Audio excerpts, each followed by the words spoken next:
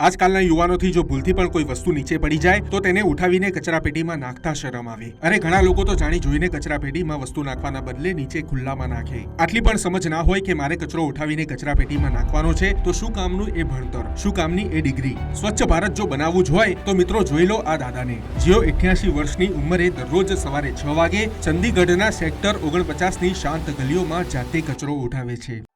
તેમનું કહેવું છે કે તેઓને સ્વચ્છતા ગમે છે, એટલે જ તેઓ આ કામ કરે છે અને આ જ ફરજ દરેક ભારતીય નિભાવે તેવી તેમની આશા છે. આ દાદાનું નામ છે ઇન્દ્રજીત સિંઘ સિદ્ધુ. તમે જાણીને ચોંકી ઉઠશો કે તેઓ ભૂતપૂર્વ ડેપ્યુટી ઇન્સ્પેક્ટર જનરલ એટલે કે DIG રહી ચૂક્યા છે. પંજાબ પોલીસમાં તેઓએ વર્ષો સુધી પોતાની સેવા આપી છે. ઇન્દ્રજીત સિંઘ સિદ્ધુની આ દેશ સેવાને ખુદ બિઝનેસમેન આનંદ મહિન્દ્રાએ પણ બિરદાવી છે. રિટાયર્ડ પોલીસ ઓફિસરની આ દેશ સેવાને જોઈને કદાચ આપણી ધરતી માતા પણ આજના યુવાનોને કહેતી હશે કે ઇન્દ્રજીત સિંઘ से कुछ तो तू भी सीख ले मेरे बच्चे, कुछ तो तू भी सीख ले.